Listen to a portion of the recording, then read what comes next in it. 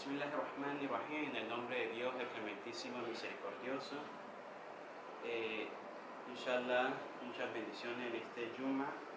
Y es esencial, digamos, algunas de las enseñanzas que Allah Subhanahu wa Ta'ala nos ha dado en el Sagrado Corán, y una de ellas es la salutación a nuestro querido profeta Muhammad, que la paz de Dios esté con él y su familia. En el Sagrado Corán y en muchas otras hadices también menciona, pero específicamente en el Sagrado Corán dice: en verdad Dios y sus ángeles bendicen al profeta, oh creyentes, pedid bendición por él y saludadle con el mejor de las salutaciones.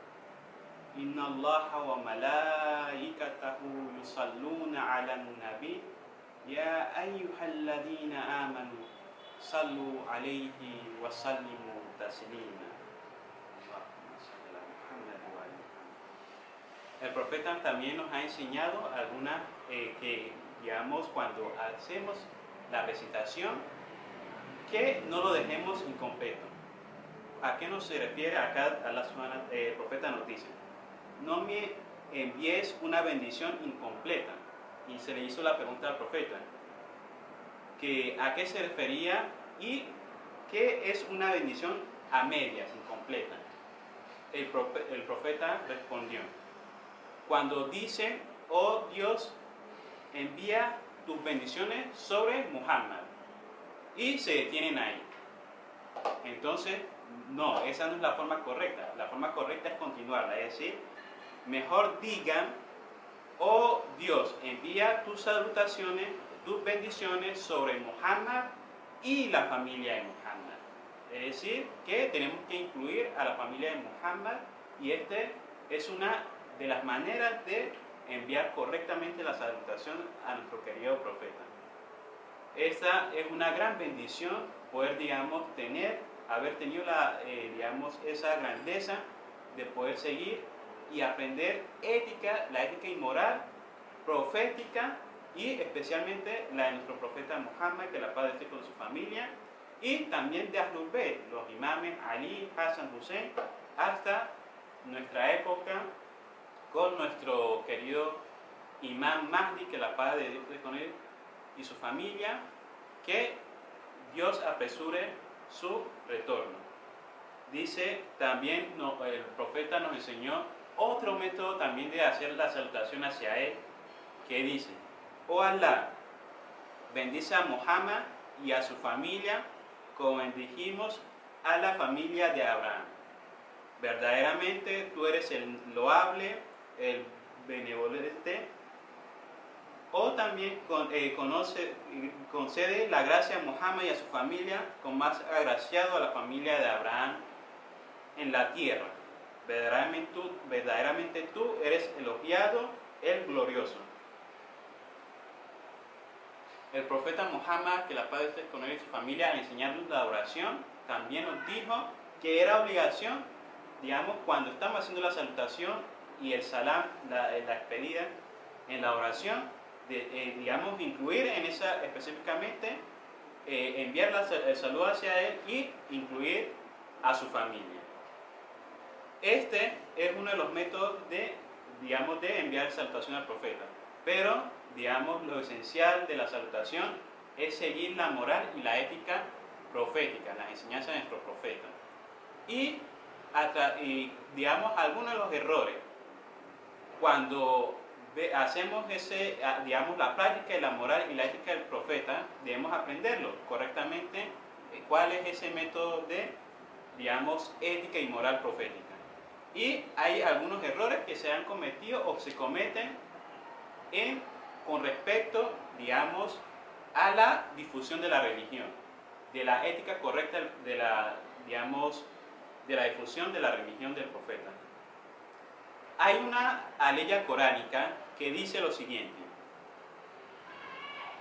Abasa wa tawalla an ja'ahul ama wa ma yudrika la'allahu yazakka aw yadhakkaru fatanfa'ahu dhikra. Dice: frunció el ceño, frunció las cejas, volvió la espalda cuando el ciego vino junto a él.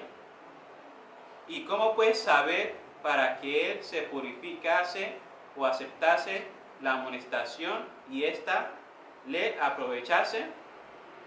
Este es Sura Abasa, es decir, Sura 80, aleya del 1 al 4. Acá la mayoría de los sabios sunitas dicen que hace referencia al profeta Muhammad, esta aleya que dice que frunció el ceño y le dio la espalda a un ciego. Hace referencia al profeta. Pero la mayoría de los sabios y exégetas e intérpretes del Sagrado Corán de la escuela chiita Jafarí dicen que no, que este no es, digamos, compatible con la moral y ética profética. Entonces dicen que no, este no hace referencia al profeta, sino a, digamos, uno de los compañeros del profeta. Entonces, ¿a qué, digamos, que tiene que la historia, de qué se trata? Se dice que un ciego que se llamaba Abdullah ibn Maktum, que se acercó al profeta mientras el profeta estaba difundiendo la religión a uno de los grandes líderes, a los líderes de los Quraysh, unos grandes, de entre 3, 4, de los grandes líderes de los Qurayshi, que eran no creyentes, no habían aceptado el Islam, eran aún idólatras. Y el profeta estaba hablándoles a ellos, esperando poder, digamos, hacer que sus corazones aceptaran a Allah subhanahu wa ta'ala y el Islam. Y entonces este ciego se le acerca al profeta y le dice que por favor enséñame y háblame de la religión. Y entonces el profeta coge, lo mira, ceñe, digamos, la ceja y entonces le da la espalda al ciego. Y continúa, digamos, difundiendo la religión a esas personas.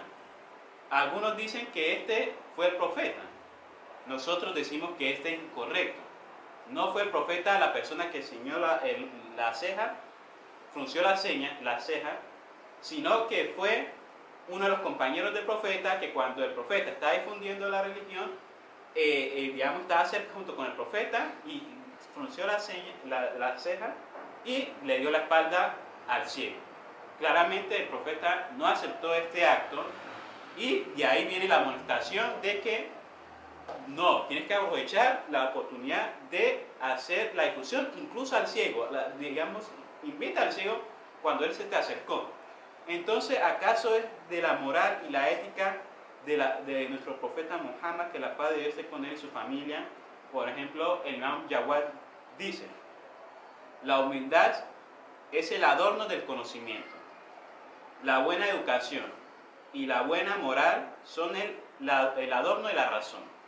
La amabilidad con la gente es el adorno de la paciencia. Entonces, con este hadith del Imam Jawad, vemos que es incorrecto pensar que el profeta le diera, digamos, por querer invitar a uno de los idólatras, a los grandes líderes de los idólatras, diciendo que no, tengo que centrarme en estas personas. Y si puedo centrarme en estas personas, el Islam llegará a los corazones de todo el grupo. O sea, hacer algo que este líder o este presidente puedan llegar a aceptar en la religión, entonces habrá una gran cantidad de sus seguidores lo aceptarán. Pensar de esta manera es una manera incorrecta de pensar de la forma de difundir la religión. ¿Acaso centrarnos en tal líder, en tal, digamos, profesor, en ese educador, en esa otra persona, e ignorar a las personas que están buscando la religión? Puedan ser albañiles, pueden ser, digamos, personas que tal vez no tengan conocimiento, y decir, no, tengo que centrarme en esta persona. O hay algunas personas que hasta Firullah también dicen, no, ven en una comunidad, negros, este es negro, el chef es negro, el otro es negro, y entonces dicen, ven a uno que es un blanquito que está acercándose y quieren centrarse en invitar a esa persona que es blanca a la religión, porque siente que no, que si acepto, si esta persona, esta mujer blanca llega a aceptar la religión, eso va a ser un logro grandísimo. O este profesor de filosofía del doctorado tal, o este político, si acepta, eso va a ser un logro grandísimo para la comunidad musulmana en Colombia. No, así no es. Digamos, el Islam tiene que llegar al corazón de la persona. El Islam debe llegar al corazón de la persona y pensar que invitando a otros, digamos, queriendo obligar a una persona a aceptar la religión, eso, digamos, hará que la religión crezca. No.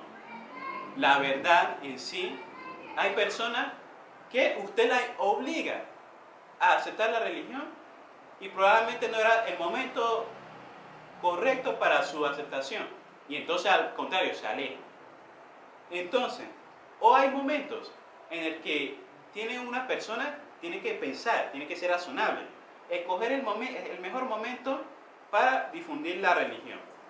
¿A qué me refiero? Se debe diferenciar, digamos, el intentar convertir a digamos, por ejemplo, tenemos un paciente y hay un hermano que es digamos, terapeuta, es un psicólogo. Es correcto para este hermano aprovecharse de un paciente que está con una dificultad, tal vez incluso en el momento del suicidio, y intentar, digamos, en ese momento convertir a esa persona en la religión. Es correcto que un hermano vea a una persona hambrienta con un día sin comer, sediento, dificultades, y decirle: ven acá a la mezquita, te haré comer, y cuando te dé comer, primero te debes escuchar mi sermón, debes escuchar mis palabras, tienes que decir Allah, aceptar la religión, decir acepto al profeta Muhammad digamos, a Allah subhanahu wa ta'ala, y ahí te haré comer. No, esa no es la forma correcta de difundir la religión y hacer que una persona se acerque a la religión. La forma correcta es escoger el momento correcto. Es decir, a la persona que está hambrienta no le exijamos que para darle comida tiene que ser en el momento, digamos, para darle comida tiene que aceptar la religión. No, esa no es la forma correcta. Que, digamos, el terapeuta musulmán va a coger y aprovechar en ese momento de dificultad, ese momento en el que esa persona está en lo más bajo de su ser, de su alma. Aprovecharse ese momento de vulnerabilidad y coaccionarlo a un sistema de creencia. No, esa no es la forma correcta de difundir la religión. El profeta no hacía estas acciones. Podemos aprender también de la historia de uno de los sabios. Este es un ejemplo muy grande que muestra que los corazones son los que aceptan la religión. Son los corazones nobles los que aceptan el corazón. Y usted puede insistir en una persona que tiene el corazón súper podrido, de intentarlo convertir al Islam, hablarle, y nunca llegar a aceptarlo. Tenemos la historia de Fuzayl ibn As, quien era un líder de unos bandidos, de ladrones. Y él aterrorizaba en su momento a las personas. Y entonces él le llegó a escuchar una aleya coránica que dice lo siguiente: Alamu anna Allah yuhyi al-arda ba'da al-mautiha qad bayyana lakum ayatan la'allakum taqilun. Dice lo siguiente: ¿acaso no ha llegado el tiempo para los corazones de los creyentes de ser humildes ante el recuerdo de su Señor?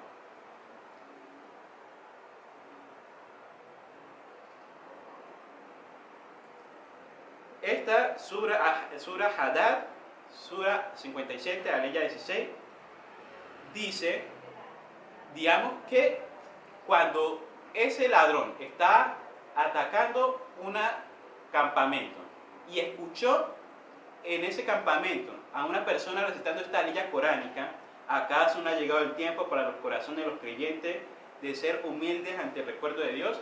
Cuando escuchó esta aleya coránica, su corazón, que estaba duro y fuerte, sintió un dolor fuerte. Dijo: oye, ¿qué estoy haciendo? ¿Acaso no es momento para acercarme a Allah subhanahu wa ta'ala? Y sintió, digamos, una presión en su corazón.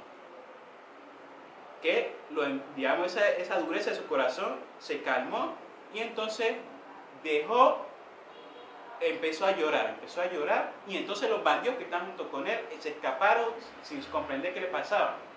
Y él empezó a llorar y cambió su vida. Cambió tanto su vida que después decidió irse a Medina, a Meca, a estudiar la religión, y se convirtió en uno de los sabios, digamos, que introdujo, digamos, uno de los que enseñó mucho del sufismo. Y esta persona fue uno de los tabeín. Tabeín es de aquellos que fueron estudiantes de los compañeros del profeta Muhammad. Fue uno de los grandes tabeínes de su época. Entonces, el corazón de este ladrón, de esta persona, fue tan noble de aceptar en un momento en el que está causando daño a otro, de decir, no, yo quiero enseñar a aceptar el corazón. Entonces nosotros no debemos pensar que no, al convertir a este gran líder o a esta otra persona, el Islam crecerá. Cuando vemos que ignoramos a nuestros queridos hermanos, que tal vez no tengan una educación universitaria, pero es digamos, un albañil. Y cuando ocurre un daño en la mezquita, es el primero que está ahí. Otro hermano que trae pan todos los días al Yuma. Ese es más bendición para nosotros, tener a esa persona tan noble entre nosotros que otras personas. Quiero también recordar a un hermano que actual en Medellín, que tiene una empresa, y en su empresa él es una persona muy noble, es una persona de muy buen corazón, y habla a las personas con las que él trabaja. Él no dice, no, tengo que darte trabajo y convertirte al Islam, pero yo he notado que entre los que asisten a la mezquita hay varios que son personas que trabajan con él, es decir, que están trabajando sobre él. Y yo le pregunté cómo aceptaron el Islam. Dijo, no, él es una persona muy noble y habla tan bien, y habló sobre el Imam Hussein alayhi salam. Hablaba sobre el Imam Hussein alayhi salam y sobre el profeta Muhammad y sus características, y yo veía que este hermano tenía, además de decir esas palabras, también actuaba de esa manera. Ayudaba y animaba a las personas no de ir a la mezquita, sino a acompañarlo a alimentar a los pobres, a actividades sociales. Y así las personas que estaban trabajando sobre él, debajo de él, decidieron aceptar la religión. Entonces ese es el método correcto de difundir la religión de Allah subhanahu wa ta'ala y del mensaje profético. Assalamu alaikum wa rahmatullahi wa barakatuh.